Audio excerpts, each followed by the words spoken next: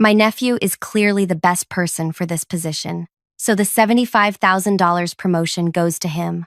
Those words floated through the air at our Tuesday meeting, landing on me like concrete. Everyone around the conference room nodded and smiled. Some clapped. I sat perfectly still, my proposal folder tucked neatly beside me. 6 months of extra projects documenting why I deserved that senior marketing position. 5 years at the company. 260 weekends interrupted by emergency calls. 3 canceled vacations. The nephew had been here 8 months. I watched Kevin, our CEO, beam at his sister's son, Brendan, 24 years old. Business degree still warm from the printer. His main qualification appeared to be sharing DNA with the boss. "Let's give Brendan a round of applause," Kevin announced, his voice dripping with pride. As hands slapped together, my phone buzzed with messages from coworkers. "This is so wrong. You were robbed. Everyone knows you should have gotten it," but no one said a word out loud, including me. I nodded politely when Kevin's gaze drifted my way, my face a mask of professional composure. Inside, something shattered. "Hey, before I continue with what happened next, I want to thank you for listening. Drop a comment below telling me where you're listening from. I love connecting with you all. My name is Melody.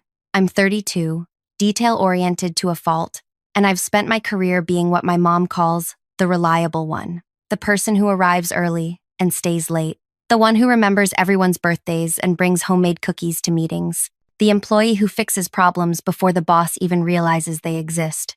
I wasn't always this way. In college, I was known for spontaneous road trips and karaoke marathons. But somewhere along the way, I learned that being dependable made people need me. And being needed felt like being valued. I joined this marketing company fresh out of college. It wasn't my dream job, but I thought it would be a stepping stone. Days turned into months, months into years. I became the go-to person for everything, from major client presentations to figuring out why the coffee maker stopped working. Kevin, the CEO, inherited the company from his father. He was charming in that loud, backslapping way that passes for leadership in some circles. Clients adored him because he took them golfing and remembered their children's names. Employees feared him because his mood could switch from jovial to volcanic without warning. I'd survived by making myself essential. When Kevin needed emergency help with presentations at 11 p.m., I answered. When our biggest client threatened to leave, I created the campaign that kept them. I trained new hires, including Brendan when he arrived last year. Brendan was likable enough, eager, friendly, with an easy confidence that came from never facing serious consequences. He asked good questions and laughed at his mistakes. Sometimes I found myself enjoying our training sessions until I'd remember he was earning nearly my salary, despite knowing a fraction of what I did. He's family. My friend Layla from accounting had warned me months ago, "Don't expect fair play." I dismissed her concerns. The promotion process is structured. There's a committee. They'll review our work objectively. Or so I thought. After the announcement, I finished the workday on autopilot. Congratulated Brendan with a smile that hurt my face. Accepted sympathetic glances from coworkers. Emailed clients. Attended a product development meeting. All while feeling completely hollow. At 6:30 p.m., when the office had emptied, I sat at my desk, staring at my computer screen. 5 years of files organized in perfect folders. Processes I'd created. Problems I'd solved. Relationships I'd built. I hadn't cried yet. That worried me. I should feel something beyond this strange numbness. My phone rang. My friend Tori calling for her weekly check-in. "Hey," I answered. "Did you get it? The promotion?" They'd be idiots not to. They gave it to Brendan. Silence stretched between us. Kevin's nephew, the one you've been training, the one who asked you last month if Russia was in Europe or Asia. That's the one. Melody, that's ridiculous. What about the committee? Your performance reviews? The Westfield campaign you saved? Apparently none of that mattered. You need to fight this, Tori insisted. Go to HR. File a complaint. This is blatant nepotism. I laughed, but it came out wrong. Too sharp, too bitter. HR reports to Kevin. The committee was overruled. It's done. So you're just giving up? That's not you, Mel. Was it not? Hadn't my whole career been about accepting whatever was handed to me with a smile? I should go, I said. Melody, wait. I ended the call. Rain started falling as I drove home, matching my mood. My apartment felt especially empty that night. I heated leftover pasta and poured a glass of wine, then sat on my couch staring at the wall. My phone kept buzzing with texts from worried friends. I ignored them all. Around midnight, I opened my laptop and started typing. Not a resignation letter, something else. A list of everything I did at the company that no one else knew how to do. Client contact history only I maintained. Process shortcuts I'd never documented. Relationship details I'd never shared. The list grew longer than I expected. By 2 a.m., I had a plan forming. Not to quit, not to complain, something different. The next morning, I arrived at work 30 minutes earlier than usual. Before anyone else showed up, I rearranged my desk completely, moved my computer to the opposite side, rearranged my reference materials, changed my desktop background and screensaver. Small changes, nothing dramatic. When my coworker Dana stopped by with her usual morning chat, I responded differently than I normally would. Not rude, just altered. Where I usually offered detailed responses to her stories, today I simply nodded and asked brief questions. "Are you okay?" she finally asked. "You seem different." "Just focused," I replied with a smile that felt new on my face. "Big project today." By lunchtime, I had changed all my computer passwords. I'd reorganized my filing system. I'd even parked in a different spot in the lot. Brendan appeared at my desk at 1:30, grinning widely. "Hey, Melody. I wanted to thank you again for all your help these past months. I honestly couldn't have gotten this promotion without you." At least he had the self-awareness to acknowledge that much. "No problem," I said, my voice pleasant but not warm. "I was hoping you could walk me through the Eastridge client history. Kevin wants me to take lead on their account, and I know you've been handling them for years." In the past, I would have immediately opened my files, spent hours explaining every detail of the complex relationship. Instead, I smiled. "Have you checked the shared drive? There should be some basics there." His smile faltered. "Yeah, but you know how it is. Those files don't have the special Melody touch, all the little details that make the difference." I said. "Let me check my schedule. I'm pretty booked today. Maybe send me a meeting request for later this week?" Confusion flickered across his face. I had never been too busy to help before. "Oh, yeah, sure." As he walked away, I noticed Kevin watching our interaction from his office doorway. His expression was unreadable. That afternoon, 3 different coworkers came to me with questions I would normally answer immediately. To each, I responded with some version of, "What approach have you tried so far?" By day's end, there was a subtle shift in the office atmosphere. Nothing obvious, just a slight hesitation when people approached my desk. I didn't change dramatically overnight. That would have been too obvious. Instead, I made small adjustments each day. When copied on emails asking for solutions, I responded with, "Who else might have insight on this?" When asked direct questions in meetings, I replied with, "What has worked before?" I stopped joining lunch outings. I declined meeting invites without explanation. I started bringing unusual foods with strong smells to my desk. I changed how I dressed. Nothing inappropriate, just different from my usual style. People whispered. I noticed Kevin paying attention to everything I did. Week 2 after the announcement, our biggest client, Parkstone Industries, called with a problem. Brendan had misunderstood their marketing needs and sent a proposal that missed the mark completely. In the past, Kevin would have immediately asked me to fix it. This time, I overheard him tell Brendan, "Just figure out what Melody would do." But he couldn't. Nobody could, because I had never taught them how I thought, only what to do. 3 weeks after the promotion announcement, Parkstone requested a meeting with whoever actually understands our business. Kevin was forced to bring me along. In the meeting, I asked questions nobody had bothered to ask before. Not about their orders or complaints, but about their challenges, their daily frustrations, their actual needs. "You're the first person there who's ever asked me that," said Jenna, Parkstone's marketing director. That night, my phone rang with a number I didn't recognize. "Melody? This is Victor Zhang, VP at Parkstone. I need to speak with you about something important." "Of course," I replied, pulse quickening. "I want to talk directly with your company's board," he said. "This can't wait." "Your board members' contact information isn't on your website," Victor continued. "But this is urgent. We've been with your company for 8 years, and suddenly we're getting subpar work from someone who doesn't understand our needs." My heart pounded as I realized what was happening. "I can pass along your concerns to Kevin," I offered, professional as always. No, Victor's voice was firm. We tried that route. He assured us his nephew was the best person to handle our account. The results suggest otherwise. I sat on my couch, phone pressed to my ear, mind racing. This conversation could end my career if Kevin found out, or it could be the leverage I needed. The board meets quarterly, I said carefully. Their next meeting is next week. The chairman is Alan Foster. Thank you, Victor replied. And Melody, we're not the only client who feels this way. After we hung up, I stared at my ceiling, wondering if I'd just made a terrible mistake or set something important in motion. The next morning, Kevin marched straight to my desk, his normally ruddy face pale. Did you speak with Victor Zhang last night? He demanded, voice low. My stomach dropped, but I kept my expression neutral. He called me. Yes. What did he want? He expressed concerns about recent work. I maintained eye contact. I suggested he speak with you directly. Kevin's eyes narrowed. That's all? That's all, I confirmed. He didn't believe me. I could tell. But he couldn't prove otherwise without calling Victor, which would mean admitting he was checking up on his client's conversations. Brendan will be taking lead on all Parkstone communications moving forward, Kevin announced. You'll copy him on everything and transition your knowledge this week. Of course, I said with a smile that puzzled him. The knowledge transition meeting with Brendan that afternoon was enlightening. I don't understand why they're being so difficult, he complained, slouched in his chair. We gave them exactly what they asked for.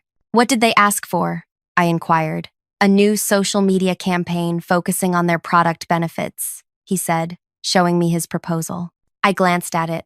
And what are their customers' main concerns about these products? He blinked. What do you mean? Why would someone hesitate to buy their products?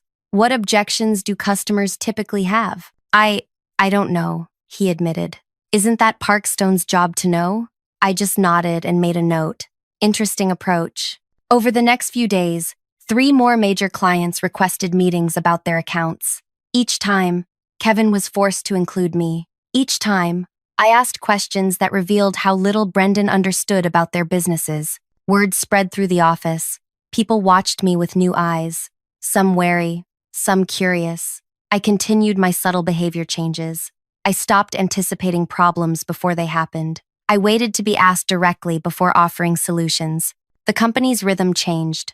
Where work had once flowed smoothly, now there were hiccups, delays, confusion. Kevin called me into his office Thursday afternoon. He looked tired, with dark circles under his eyes. What's going on, Melody? He asked, his voice unusually subdued. What do you mean? I kept my expression pleasantly neutral. You know exactly what I mean. You're different. You're not yourself. I'm just adapting to my role, I replied. Your role hasn't changed. I met his eyes. Hasn't it? He leaned forward, fingers steepled. I need you to train Brendan properly. The clients respect you. Help him succeed. I've shared all documented processes with him, I said. That's not enough, and you know it. Frustration edged his voice. He needs to understand how you think. I can't give him my experience or instincts, I said simply. Those took years to develop. Kevin's jaw tightened. Look, I know you're upset about the promotion. I'm not upset, I interrupted, surprised by my own boldness. I'm adjusting my approach based on the company's values, which you made very clear. He stared at me, genuinely confused. What are you talking about? You demonstrated that relationships and knowledge aren't valued as highly as other factors. I'm allocating my energy accordingly. Kevin flushed. That's not fair. Brendan has tremendous potential. I agree, I said with a smile. And now he has the opportunity to reach it. The following Monday, something strange happened. Alan Foster, the board chairman, appeared in our office, a rare occurrence. He nodded politely to me as he walked directly to Kevin's office. Through the glass walls, I could see their conversation growing increasingly animated. That afternoon, our weekly company meeting was scheduled. Usually, these were brief updates led by Kevin, occasionally with department heads presenting new initiatives. Today felt different. People shuffled into the meeting room with curious glances and whispered conversations. Kevin arrived last, Alan Foster by his side. Thanks everyone for being here, Kevin began, his voice oddly tight. He glanced at Alan, then back at his notes. We have some exciting announcements today. He shuffled papers. cleared his throat twice. As you all know, we recently promoted Brendan to Senior Marketing Director. He's been adjusting to his new role. Kevin's usual confidence seemed dimmed. Today, I'd like to recognize his achievement again. My nephew wins the $75,000 promotion. People exchanged confused glances. This had already been announced weeks ago. A few clapped half-heartedly while stealing glances at me. Then Alan Foster stood up. "Actually, we need to make a correction," he said, looking directly at me. The room went completely still. Kevin's face froze when Alan continued. "Over the past week, I've received calls from 5 of our top clients. They all had the same message. They want direct access to the person who actually solves their problems." Alan's eyes remained fixed on me. "In fact, they've added clauses to their contracts specifically naming this person." Murmurs rippled through the room. "The board met yesterday in an emergency session," Alan continued. "We've decided to create a new position, Chief Client Advocate. This role will report directly to the board and includes a $150,000 raise." Brendan's face had gone pale. Kevin looked like he might be ill. "Melody," Alan said, "we'd like to offer you this position, effective immediately." The room erupted. Coworkers jumped up, applauding. Dana squeezed my arm. Even people who'd barely spoken to me were smiling broadly. I didn't stand. I didn't smile or speak. I didn't need to. Additionally, Alan raised his voice over the commotion. "We're implementing a new company-wide knowledge-sharing initiative. Melody will be leading this effort, ensuring that client insights and process improvements are properly documented and distributed." Kevin's lips pressed into a thin line. He knew what this meant. Every successful method I developed would be credited to me, not to the departments he controlled. "I'd be honored," I said quietly. After the meeting dissolved into excited chatter, Alan approached my desk. "I appreciate your discretion in this situation," he said. "The board has been concerned about Kevin's management decisions for some time. When 5 major clients threaten to leave simultaneously, we take notice."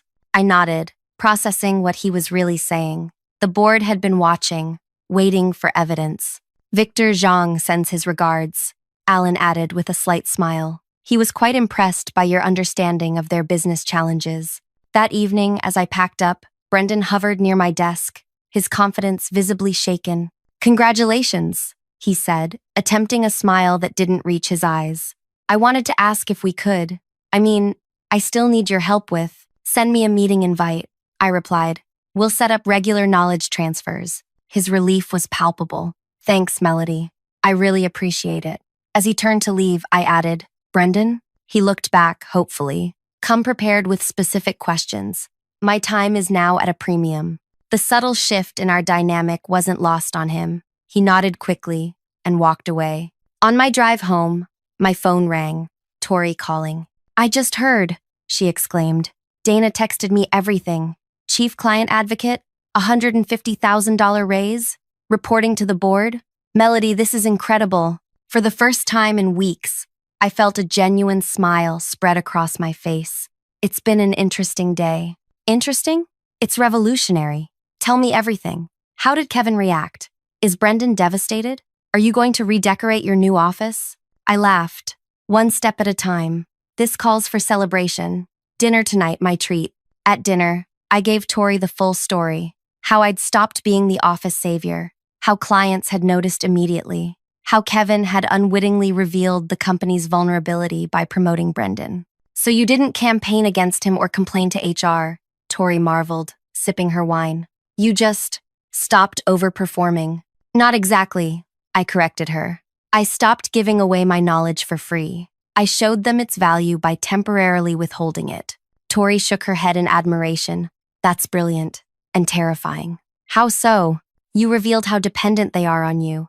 That gives you power, but it also makes you a target." Her words stayed with me as I settled into my new role. She wasn't wrong. The first month as Chief Client Advocate was challenging. Kevin avoided me entirely, communicating only through email when absolutely necessary. Brendan oscillated between resentment and desperate attempts to win my approval. Other executives watched me warily, suddenly unsure of where I fit in the hierarchy. Was I above them now? Equal? A threat to their domains? Meanwhile, clients were ecstatic. I traveled to their offices, learned about their industries firsthand, and created tailored marketing approaches that went beyond surface-level campaigns. Our client retention rate climbed to 98%. I instituted weekly knowledge-sharing sessions, documenting client insights, and teaching others my approach. Some embraced it eagerly, others resented being taught by someone they considered a peer. 2 months into my new role, I overheard Kevin telling another executive, "She's building her own empire in there. The board doesn't see what she's really doing." The comment stung, but also confirmed I was having the impact I wanted. I wasn't just succeeding, I was changing how the company operated. In my 3rd month, Alan Foster requested a private lunch. "The board is extremely pleased with your work," he said as we settled at our table. "Client satisfaction scores are the highest they've been in 5 years." "Thank you," I replied. "The direct reporting structure has made it easier to implement changes quickly." Alan nodded thoughtfully. "That's partly what I wanted to discuss. Kevin has raised concerns about the organizational structure. He feels the chief client advocate role creates confusion in the reporting lines." There it was, the pushback I'd been expecting. "I understand his perspective," I said carefully. "Change is difficult." "Indeed." Alan studied me. "Kevin has suggested bringing your role back under his supervision." My stomach tightened. Was my victory being reversed already? "I see." I managed to keep my voice steady. "And what does the board think?" Alan leaned forward slightly. "The board thinks Kevin doesn't fully appreciate the situation. Our clients have made it very clear who they trust. However," he paused, "we need to consider the long-term stability of the organization." "Of course," I agreed, although uncertainty crept through me. Was this a diplomatic way of telling me they were siding with Kevin after all? "Which is why," Alan continued, "we'd like to discuss a more significant change." Alan took a sip of water, his eyes evaluating me. "The board is considering a restructuring of the executive team. Kevin has been CEO for 7 years now, and while the company has grown, we've noticed certain patterns in decision-making that concern us." My heartbeat quickened. "What kind of patterns?" "Prioritizing personal relationships over business outcomes, resistance to innovation, limited understanding of our clients' evolving needs." Alan set down his glass. "The board believes the company needs new leadership to move forward." The implication hung in the air between us. I kept my expression neutral, though my mind raced. "Are you suggesting what I think you're suggesting?" Alan's smile was slight but meaningful. "We're creating a new position, Chief Operations Officer. This person would oversee all client relationships, marketing strategies, and internal processes. Kevin would remain CEO, focusing on investor relations and big-picture vision, which would mean most of his current responsibilities would shift to the COO," I observed. "Precisely," Alan nodded. "We'd like you to consider taking this role." I sat back, genuinely surprised. When I'd started my subtle rebellion, I'd hoped for recognition, maybe a comparable position to what Brendan received. I never imagined this. "Kevin won't accept this easily," I said carefully. "No, he won't," Alan agreed, "which is why we need someone who understands how to navigate complex relationships. Someone who can implement change without creating unnecessary conflict." I almost laughed at the irony. They wanted me to be diplomatic about essentially demoting Kevin after he'd passed me over for a promotion. "I appreciate your confidence," I said. "When would this transition take place?" "We're holding a special board meeting next Friday to finalize the decision. If you accept, we'd announce the change immediately afterward." The next week passed in a blur of anticipation. I told no one about the potential promotion, not even Tori. This wasn't something to celebrate prematurely. Kevin seemed to sense something brewing. He began showing up at client meetings he'd previously delegated, speaking over me when I made suggestions. In one particularly uncomfortable session, he contradicted my recommendation for a client's campaign strategy, insisting his approach was better. The client, Harper from Blue Sky Technologies, looked between us, clearly confused by the conflicting advice. "Perhaps we should discuss this internally before proceeding," I suggested smoothly. Kevin's face reddened. "There's nothing to discuss. We'll go with my approach." After the meeting, Harper pulled me aside. "Is everything okay, Melody?" That was tense. "Just passionate about finding the right strategy," I replied diplomatically. Harper wasn't convinced. "We trust your judgment. Your solutions have consistently delivered results for us." That evening, Kevin called me into his office. The sun was setting, casting long shadows across his desk. "You undermined me today," he said without preamble. "That wasn't my intention," I responded calmly. "I was offering an alternative perspective based on Harper's previous campaigns." "You've been offering alternative perspectives quite often lately." His fingers drummed on his desk. "The board seems very impressed with your ideas." So he knew something was happening. "I'm just doing my job, Kevin." He leaned forward. "Let me be clear. I built this company into what it is today. Not you, not the board, me." Technically, his father had built the company, but I didn't point that out. "No one is questioning your contributions," I said. "Aren't they?" His eyes narrowed. "Alan Foster has scheduled a special board meeting. What do you know about that?" "The board doesn't share their agenda with me," I replied truthfully, if not completely forthcoming. Kevin studied me, trying to determine if I was lying. I maintained eye contact, my expression neutral. "You've changed, Melody," he finally said. "You used to be a team player." "I still am," I responded. "I'm just playing for the right team now. Our clients." The morning of the board meeting arrived. I dressed with extra care, a navy blue dress that was professional but confident. As I walked through the office, I felt Kevin watching me from his doorway. Brendan intercepted me at the coffee machine. "There are rumors flying around," he said in a low voice. "People are saying there's going to be a major announcement today." "Friday announcements are pretty common," I replied noncommittally. "This feels different." Brendan shifted uncomfortably. "Uncle Kevin has been on edge all week. Is something happening with the company? Are there layoffs coming?"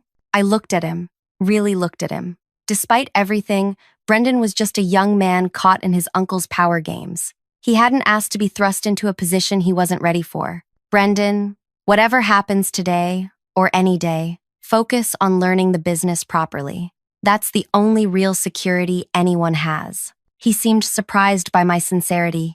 "Yeah, okay, thanks." At 2 p.m., my phone buzzed with a text from Alan. "Decision made. Company-wide meeting at 4 p.m. The next 2 hours crawled by. I reviewed client files, responded to emails, all while an electric current of anticipation ran through me. At 3:55, I walked to our large conference room. It was already filling with employees, whispers bouncing off the walls. Kevin stood at the front with Alan and 2 other board members, his posture rigid, face unreadable. He didn't look in my direction. Alan began precisely at 4 p.m. "Thank you all for gathering on short notice. The board has been evaluating our company structure to ensure we're positioned for future growth. Today, we're announcing several organizational changes, effective immediately." The room went silent. I could feel people holding their breath. First, we're creating a new executive position, Chief Operations Officer. This role will oversee all client relationships, marketing strategy, and internal operations. Kevin stared straight ahead, his jaw tight. "Melody will be stepping into this role," Alan continued. "Her exceptional client relationship skills and innovative approaches have impressed both our customers and the board. She'll be building a new team structure to support our evolving business needs." Murmurs rippled through the room. Several people turned to look at me, some with surprise, others with knowing smiles. "Additionally," Alan continued, "Kevin will be focusing his efforts as CEO on investor relations, strategic partnerships, and long-term vision planning." Everyone in the room understood what this really meant. Kevin was being moved away from day-to-day operations. His kingdom was shrinking. "These changes reflect our commitment to putting client needs at the center of our business," Alan concluded. "Please join me in congratulating Melody on her new role." Applause erupted, hesitant at first, then gaining strength. I smiled graciously, nodding my thanks as colleagues approached with congratulations. Through the crowd, I caught Kevin's eye. His expression was a storm of emotions: anger, disbelief, and something else that might have been grudging respect. The next few weeks transformed the company. With board backing, I reorganized departments based on client needs rather than traditional marketing functions. I created cross-functional teams that brought together different expertise.